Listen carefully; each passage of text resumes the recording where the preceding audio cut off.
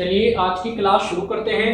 Reasoning के अंदर inequality असमानता का चैप्टर हमारा चल रहा है। आज इस चैप्टर की ये लास्ट क्लास है। इससे पहले मैं आपको 4 क्लास इस चैप्टर की प्रोवाइड करा चुका हूं। आई होप कि सभी क्लासेस को आपने अच्छे से देखा होगा, कॉन्सेप्ट आप लोगों को समझ में आए होंगे और आप अपनी बुक से भी क्वेश्चन को कर पा रहे होंगे। अगर अभी तक आपने पिछली 4 क्लास को नहीं देखा है तो लिंक मैंने आज की क्लास के डिस्क्रिप्शन बॉक्स में दे दिया है। वहां जाकर आप अच्छे से पिछली 4 क्लास को देखें, इनइक्वालिटी के कॉन्सेप्ट को समझें, अपनी बुक से क्वेश्चन को करें। कहीं पर कोई डाउट अगर होता है तो वो आप मुझे कमेंट बॉक्स में लिख के बताएं।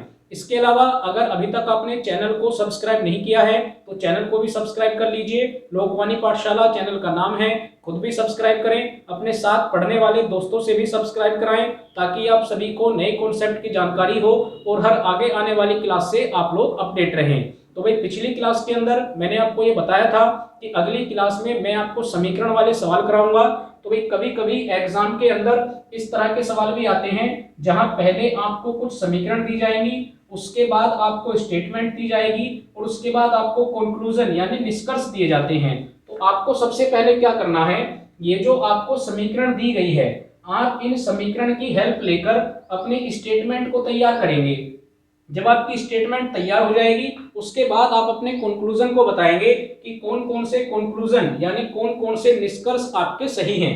भैया आप देख रहे होंगे स्टेटमेंट के अंदर आपको ये सिंबल दिए गए हैं, जबकि यहाँ पर आपको क्या दिया जाता है, भाई यहाँ पर या तो आपको ग्रेटर देन का सिंबल मिलेगा या आपको लेस देन का सिंबल मिलेगा या ग्रेटर देन इक्वल मिलता है, लेस देन इक्वल मिलता है और या फिर आपको इक्वल मिलता है। तो हमें क्या करना है, इन समीकरण की हेल्प से ये जो आपको सिंबल स्टेटमेंट के अंदर दिए गए हैं इनको हमें हटाना है और इनको इन सिंबल से रिप्लेस करना है। तो भाई कैसे करते हैं, चलिए पहले समीकरण से समझते हैं।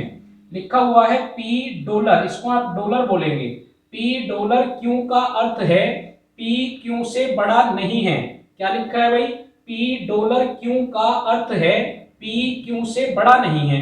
भाई अगर P Q से बड़ा नहीं होगा इसका मतलब क्या होगा, भाई या तो P Q से छोटा है और या फिर P Q के बराबर है। भाई दो ही रिजल्ट निकलते हैं, बड़े के लिए मना किया तो बाकी कंडीशन क्या बच गई कि या तो छोटा होगा या बराबर होगा। अब आपको करना क्या है, भैया आप ये देखिए कि जो आपको नीचे स्टेटमेंट दी गई है क्या कहीं पर आपको डॉलर का साइन दिया गया है। तो भैया आप चेक कर रहे हैं यहाँ पर आपको डॉलर का साइन दिया गया है। तो आप क्या करेंगे, आप यहां से डॉलर के साइन को हटा देंगे और यहाँ पर लेस देन और इक्वल टू का साइन लगा देंगे। इतना काम आपको करना है। इसी तरह से आगे आप चेक कर लीजिए, यहाँ पर आपको एट द रेट दिया गया है। तो भाई डायरेक्ट आप अपनी स्टेटमेंट पर चलिए, जो जो सिंबल आपको दिए गए हैं उसको समीकरण की हेल्प से आप रिप्लेस करते जाइए। भाई यहाँ पर आपको एट द रेट दिया गया तो आप चेक करिए कि एट द रेट समीकरण के अंदर आपसे क्या कहता है। तो भाई एट द रेट का मीनिंग है P Q से छोटा है। तो भाई ये तो आपको डायरेक्ट दे दिया, आपसे कहा गया P Q से छोटा है। तो आप भी क्या करेंगे, जहां पर आपको एट द रेट दिया गया है वहां पर आप क्या कर देंगे, भाई यहाँ पर P Q से कहा गया तो हम यहाँ पर पढ़ेंगे B C से छोटा है। ये भी आप ध्यान रखें, यहाँ से कहा गया P Q से छोटा है तो हम क्या पढ़ेंगे, हम पढ़ेंगे B C से छोटा है। तो भाई अगर B C से छोटा होगा तो इसका मतलब B की तरफ को सिंबल क्या रहेगा, बंद रहेगा और C की तरफ को खुला रहेगा। इतना काम आपने कर लिया। उसके बाद आप तीसरी स्टेटमेंट को देखिए तो यहाँ पर ये हैश लगा हुआ है, इसको हैश कहते हैं। तो भैया आप चेक कीजिए यहाँ पर आपको हैश का सिंबल दिया गया है। तो आप देख लीजिए इस समीकरण से हैश का क्या मीनिंग निकलेगा। तो भाई यहाँ पर लिखा हुआ है P Q से छोटा नहीं है। तो भाई अगर छोटा नहीं होगा तो क्या होगा, या तो बड़ा होगा या बराबर होगा। तो आप यहाँ से हैश को हटाएंगे और आप क्या पढ़ेंगे, भैया आप पढ़ेंगे C F से छोटा नहीं है। तो भैया अगर छोटा नहीं होगा तो या तो बड़ा होगा और या फिर बराबर होगा। इतना काम आपने कर लिया। अब इतना काम करने के बाद आप अपने कंक्लूजन पे जाएंगे और आप देखेंगे कि आपसे कंक्लूजन में क्या पूछा गया है। तो भाई यहाँ पर भी आप पहले सिंबल को चेंज करेंगे। यहाँ पर भी आपको डॉलर दिया गया और अभी आपने डॉलर को रिप्लेस किया है। तो डॉलर को रिप्लेस करने के बाद आपने क्या लिखा, लेस देन और इक्वल लिखा। भाई अभी हम चेंज करके आए हैं। उसके बाद एट द रेट ये भी हमने चेंज कर लिया है। आप इस लाइन को पढ़िए, यहाँ पर क्या लिखा हुआ है, P Q से छोटा है। तो हम क्या पढ़ेंगे, A C से छोटा है। तो भाई इसको भी आप रिप्लेस कर लीजिए। अब ये आपका बिल्कुल पहले जैसा सवाल बन गया। ये आपके पास स्टेटमेंट हो गई, ये आपके पास कंक्लूजन हो गए, और अब हमें कंक्लूजन के अंदर जो ये ऑब्जेक्ट हमें दिए गए हैं इनके बीच में हमें रिलेशन निकालना है। तो भाई ए और सी के बीच में रिलेशन चेक करते हैं कि ए और सी के बीच में क्या रिलेशन आएगा। तो भाई आप चेक कीजिए कि आप ए और सी के बीच में रिलेशन कैसे फाइंड आउट कर सकते हैं। तो भाई अगर मैं पहली वाली स्टेटमेंट की और दूसरी वाली स्टेटमेंट की हेल्प लेता हूं, तो भाई ये लिखा हुआ है A less than equals to B. उसके बाद आप इस वाली स्टेटमेंट की हेल्प लेंगे तो यहाँ पर लिखा हुआ है बी लेस देन सी। तो आप ए से सी तक जा सकते हैं, ये भी आप चेक कर लीजिए। तो भैया आप ए से सी तक पहुंच पा रहे हैं, इसका मतलब इन दोनों के बीच में रिलेशन बनेगा। और भाई रिलेशन मैंने आपको क्या बताया है, क्या रिलेशन बनता है। तो भैया आप चेक करेंगे कि कॉमन वाला कॉन्सेप्ट अगर मैं लगाता हूं तो यहां से क्या रिजल्ट निकल के आ रहा है। तो भाई रिजल्ट निकल के आ रहा है ए लेस देन सी। तो आप देखिए कि क्या आपको दोनों ऑप्शन के अंदर ए लेस देन सी मिला है। तो भाई बिल्कुल मिला है, इसका मतलब आपका ये वाला ऑप्शन क्या हो जाएगा, ये ऑप्शन आपका करेक्ट हो जाएगा। भैया आप कहेंगे यहाँ पर भी आपको सी दिया गया है, लेकिन आप ये देखिए कि क्या आप पहले वाली स्टेटमेंट से और तीसरे वाली स्टेटमेंट से इन दोनों को कनेक्ट कर सकते हैं। तो भाई ये कनेक्ट नहीं हो रहे हैं। और अगर आप अगर आप दूसरी और तीसरी स्टेटमेंट की हेल्प लेंगे तब भी आप ए और सी के बीच में कनेक्शन नहीं बैठा पाएंगे। तो केवल पहली और दूसरी स्टेटमेंट से ही ए और सी के बीच में रिलेशन बन रहा है।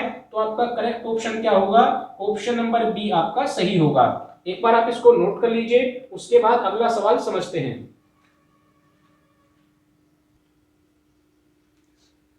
चलिए भाई इसी तरह से दूसरी स्टेटमेंट को बनाते हैं। वही आपको काम करना है, समीकरण की आपको हेल्प लेनी है, और जो भी आपको यहाँ पर सिंबल दिया गया है उसको आप डायरेक्ट रिप्लेस करेंगे। तो यहाँ पर आपको परसेंटेज दिया गया, तो आप परसेंटेज वाली लाइन में जाके देखिए कि परसेंटेज का क्या मीनिंग आ रहा है। तो भैया आप पढ़ेंगे पी परसेंटेज क्यू का अर्थ है पी क्यू से बड़ा है। तो भाई पी क्यू से बड़ा है, यहाँ पर भी पी और क्यू ही लिखे हैं। तो आपका जो ये रिलेशन है, जो आपकी स्टेटमेंट है, ये क्या बन जाएगी, तो भाई ये बन जाएगी पी क्यू से बड़ा है। इतना काम आपने कर लिया। उसके बाद आप दूसरी स्टेटमेंट को तैयार करेंगे। यहाँ पर हैश लगा हुआ है, तो भाई अभी हम हैश को पढ़ के आए हैं। लिखा हुआ है पी क्यू से छोटा नहीं है। तो भैया अगर छोटा नहीं होगा तो या तो बड़ा होगा या बराबर होगा। तो आप यहाँ से हैश को हटा दीजिए और यहाँ पर आप क्या कर देंगे कि या तो बड़ा होगा और या बराबर होगा। पढ़ेंगे आप कैसे कि आर या तो एस से बड़ा होगा या बराबर होगा। इसी तरह से यहाँ पर भी आपको परसेंटेज दिया गया, तो परसेंटेज का सिंबल अभी हम निकाल के लाए हैं। हम क्या बोलेंगे, तो भाई हम बोलेंगे क्यू आर से बड़ा है। इतना काम आपने कर लिया। अब यही काम आपको अपने कंक्लूजन में करना है। तो भाई दोनों जगह आपको परसेंटेज दिया गया, तो आप क्या करेंगे, आप दोनों जगह ग्रेटर देन का सिंबल लगा देंगे। उसके बाद आपका बिल्कुल पहले जैसा सवाल बन जाएगा।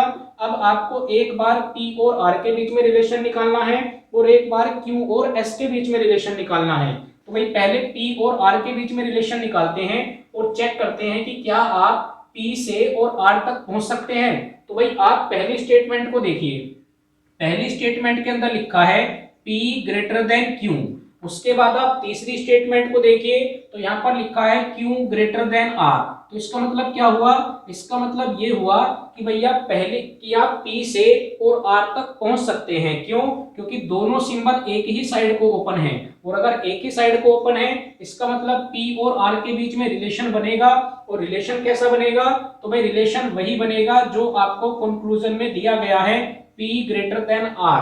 इसका मतलब आपका जो पहला निष्कर्ष है वो सही है। भाई मैंने पहले भी आपसे बात कही थी कि अगर आप डायरेक्ट इस क्लास को देख रहे हैं तो आपको इस क्लास को देखने का कोई फायदा नहीं है, आपको कुछ भी समझ में नहीं आएगा।